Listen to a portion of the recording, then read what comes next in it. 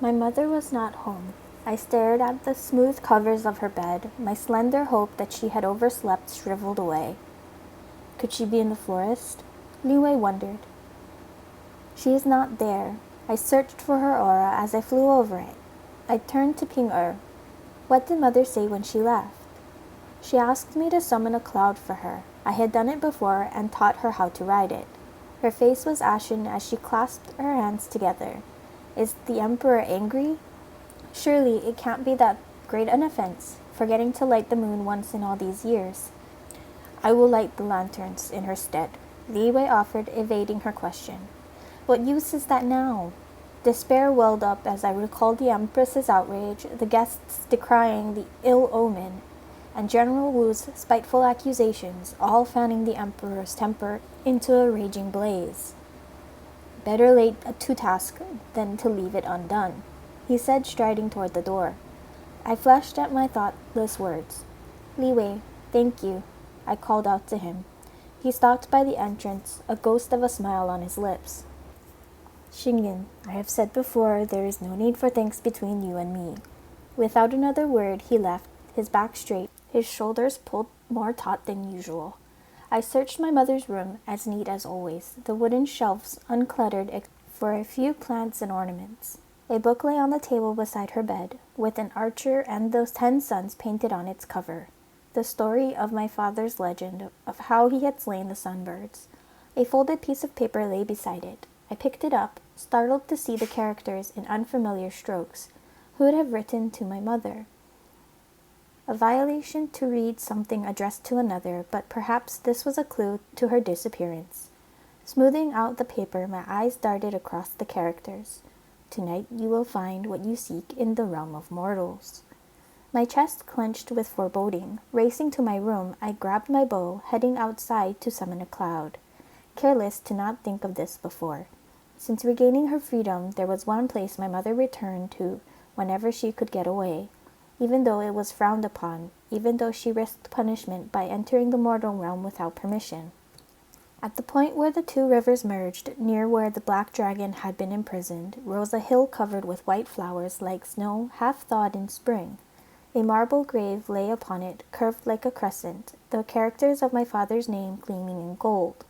Ash crumbled from the glowing tips of incense sticks recently pressed into the brazier, their heady scent coiling in the air, thick with hope and grief. Offerings of apples, leafy mandarins, and sponge cakes were piled beside it, along with a slender sprig of osmanthus, its pale petals already rimmed with brown. My mother had been here, except where was she now? With magic forbidden in the mortal realm, I ran down the hill, calling for her, along the river that smelled of earth and rot. Before plunging into the forest where shadows darker than night crawled, was I mistaken? Was she not here? It was then I sensed her aura fluttering like the wings of a frantic moth. Sprinting toward it, I almost crumpled with relief to find her wandering the outskirts of the forest, her steps stumbling and uncertain, her gaze hollow. Mother! I embraced her, flinching from the chill that glazed her skin. What happened? The lanterns were not lit tonight. Her lips parted to whisper. I received a note. It told me to come here. I read it, I admitted. Who was it from? There was no name. It was left on my table. A trick. Why else would someone leave a note this way, to deliver it in such a furtive manner? If only I had sensed the intruder coming through the wards, but my attention had been diverted at the Emperor's banquet. It was no trick. I saw your father. His hair was gray, he looked different, but I would recognize him anywhere. She lifted her eyes to me, huge and dark. Why would he run from me? Why would he hide? Something pricked along my spine. It's not possible. Father is dead. I know what I saw. The tremor in her voice gave me pause. I stroked her back, trying to soothe away her anxiety, a reversal of the times she had comforted me before. I did not mention the Emperor's wrath or the accusations flung our way. The damage was done, and what mattered most was that she was unharmed. I will help you find him, I told her. Together we combed the forest, the riverbank and hill, but there was no sign of life beyond the wild creatures who fled at our approach. When the golden shafts of dawn speared the night, I summoned a cloud to bring her home. I won't leave. It was him. Her words fell out in a cry. "Mother, you must return," I said. "Your father—" "I will continue to search," I assured her. "You should leave. Rest. The Celestial Emperor might summon you at any moment." She paled at the mention of the Emperor climbing upon the cloud without further protest. What should I say? I thought quickly. "Tell him you overslept. Don't mention anything about coming to the mortal realm. His Celestial Majesty would not look kindly upon it. It is better he believes us incompetent than a challenge to his authority." She nodded as her cloud ascended, borne upon a gentle breeze, though her eyes remained fixed below until she vanished into the heavens. Guilt pierced me for sending her away, yet I could move quicker alone. More than that, I wanted her back in the safety of our home, fearing this had been a ruse to distract her into forgetting her duties to incite the Emperor's wrath, though I did not know why. I scoured the forest again, alert for any trace of immortal energy or danger, following the path along the river until it wound toward a village. Only then did I turn around, making my way back to the hill. Beneath the lightning sky, before my father's grave, I knelt upon the stone. The faded paintings upon the marble were the mortals' renditions of my father's heroics. Aiming an arrow at the 10 crimson suns in the sky, riding at the head of a great army, battling a monstrous bird. A heaviness stole over me as I sank back onto my heels, tucking my hands into my lap. "Father, I wish I knew you." I was unsure why I plucked those words from my heart and spoke them aloud. Perhaps it was the break of dawn, the moment despair is edged with hope. Or perhaps my guard was lowered, comforted by my father's presence, even though it was just his bones that remained. A twig snapped. I leapt to my feet, dragging the bow off my back, suppressing the urge to draw an arrow. Its magic might attract unwanted attention, and besides, there was little that could hurt me here. A mortal stood at the bottom of the hill, long past the prime of life. His hair was soft shade of ash, bound with a long strip of cloth. His skin was weathered and lined, bitterness reeking in the curl of his lips. Yet his shoulders were broad beneath the black robe, and he carried himself like a cypress. His steps toward me were measured with the seasoned warrior's grace. As his eyes fell upon my bow, they widened visibly. "Who are you?" Few came here these days. Perhaps when my father's deeds were fresh in their mind, the mortals had come in droves, bringing offers of flowers and food. It was how the black dragon had learned of this place. However, mortal memories were short-lived. I did not doubt they still told the tales of Hou Yi in the tea-houses, a fine legend to stir the crowds. But who would make the lonely trek here to honor a hero long fallen? The man did not answer, his gaze startlingly bright as he stared at me. His chest heaved, his throat worked, though I could not tell whether he was trying to speak or stifle his words. "Daughter, you are full grown," he said at last, his voice breaking with emotion. I froze, forcing back that cresting lightness within. It could not be true. Oh, I wanted to believe him. I had dreamed of such a moment so many times before, until the black dragon's news had crushed my hopes. But I had learned deceptions could be uttered with straight face. A warm smile might conceal malice, and that the most dangerous lies were those most desperately wanted to be true. "My father is dead," I told him flatly, quelling the pang in my heart. He flinched like it had struck him. He might as well be. The man swung around, his robe flaring as he strode away. I stared at the bow slung over his shoulder, intricately carved from silver, the points of its limbs curved like fangs. Something pulsed through me, reminiscent of the first time I had seen the jade dragon bow, though there was no pull this time, just the thrum of power. This was no mortal weapon. "Wait," I cried. "Your bow, where did you get it from?" He halted, but did not turn. It was given to me. "By whom?" I found myself bracing for his answer. "You know him as the Celestial Emperor," he said slowly, though it was poor recompense for everything else he took. It was as though the breath was knocked from me, the strength sapped from my limbs. I sank down shaking, though I was not cold, battling the reckless hope surging within when all I wanted was to unleash it, to write my future anew, one with my family whole, with both mother and father. "Impossible," I whispered. His eyes creased with sorrow. "Daughter, you are mortal-born, yet immortality flows in your veins. Your home should be here, yet you live on the moon. You, more than anyone, should have learned that nothing is impossible. I forced my mind to clear, to piece together the fragments of my thoughts. He was an archer, a mortal in the early winter of his life. He carried the silver bow from the legends, the one painted on my mother's book, upon this very grave. He knew who I was, and as I stared at his features, the cleft in his chin, I knew him too. This was no trick. More than anything I had reasoned, this was knowledge that sprang from within. There were so many things I wanted to say, countless more I had whispered in the solitude of my mind, and yet nothing emerged except this one halting word from my throat. Father. I bowed, fighting back the emotion that flooded me, the hot tears surging into my eyes. He was almost a stranger. He had never been a parent to me, as I had never been his daughter. We lacked the memories, the living, that gave such a bond its strength. And yet deep down there was this undeniable link between us, forged through flesh and blood, and something more profound, impossible to decipher. A brightness glazed his own eyes, a smile breaking out, softening the harsh angles of his face. My name is Xingyan. Mother named me for the stars.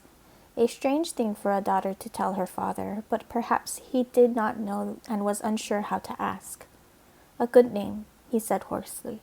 You're taller than your mother, though you have her look about you. His words were tender yet jarring reminder that while we had been ignorant of his existence, he had been aware of us all along. Mother grieves for you. She thinks you're dead. You must have seen her here. Why didn't you speak to her? I could not suppress the accusation in my tone for the misery he might have spared her. I could not.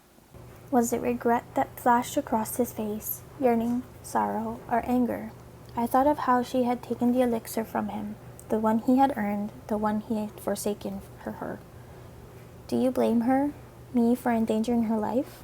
A tentative question that I both longed and dreaded to learn the answer to. He released a drawn breath. I will admit, I was furious at first.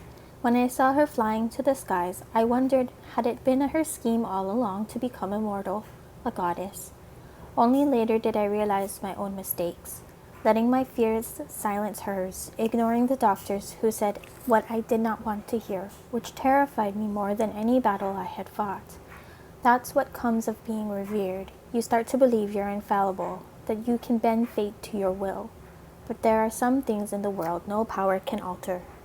He fell silent before adding, I would have given the elixir to your mother had she asked it of me. I should have done so before. Why did you let everyone believe you had died? I probed. In my last battle, I was struck down and lost consciousness.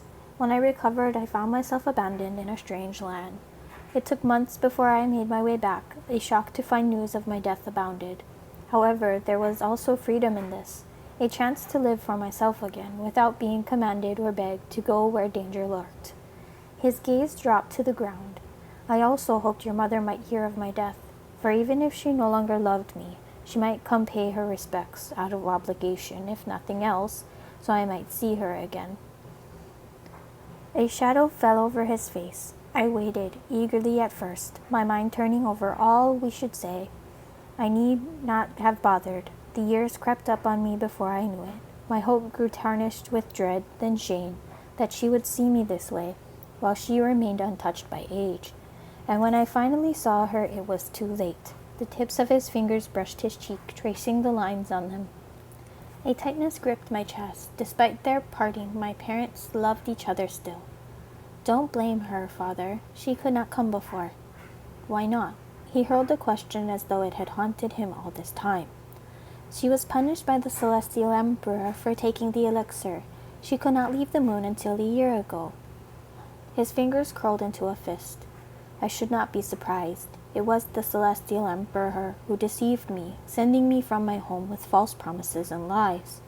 Not this place, but my real home in the Eastern Sea. You were immortal? The moment the words came out, I flushed from their thoughtless cruelty. Long ago, before this mortal life. Father, what happened to you? Why did Mother not tell me? She didn't know, nor did I then. When immortals are reborn in the world below, they lose their powers and memories, only regain once they are restored to the heavens. He unslung his bow as he lowered himself to the ground beside me. Was it common for immortals to be sent to the mortal realm? I asked. It was most rare.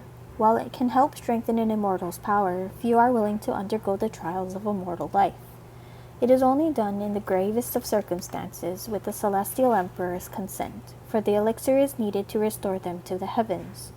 I glanced at the jade dragon bow in my hands, recalling the recognition that had lit his face, the inexplicable bond that had always existed between me and this weapon. Were you in the Eastern Sea with the dragons? His expression turned distant. Some called me their ruler, a hollow title, as I never commanded them for my own ends. My father was the fabled warrior who had saved the dragons, binding their essence to the pearls. How strange this cycle of fate that had led me down the same path, but to free the dragons instead. Was this why the bow had cleaved to me? As I ran a hand across its limb, light rippled through the jade. It pulsed in my grip for the first time, pulling away with a sudden eagerness, dispelling the last flicker of doubt from my mind. I held it out to him, the jade bow lying across my upturned palms. Father, is this yours? Regret coiled in my stomach. I did not realize how attached I had grown to it. A brief hesitation before he pushed it away, the bow stilled, its light fading. It is yours now. I have grown accustomed to mine. We have been through much together. Relief, selfish and shallow, trickled through me as I lowered my hands. Father, how did you end up in the mortal realm? A dangerous gleam sparked in his eyes. The celestial emperor had long coveted the dragon's might. Maybe he was unaware of the constraints of their power, that they would die if he turned them into instruments of war. Maybe he didn't care. He was wary of me, though I gave him no cause, for I had no ambition to rule as he did. Dread traced its spidery touch along my skin, another entanglement between Li Wei's family and mine. Would we ever be free of them? My father rubbed his fingertips against his brow. The emperor summoned me. He brought forth the most respected elders in the kingdom, who swore the mortal realm faced a grave threat, and that only I could save them. The sunbirds, I said slowly. They were the cherished kin of the celestial empress. I thought the emperor allowed them to roam free to avoid angering her. But what if it was his ploy to trap and weaken you, to seize the might of the dragons?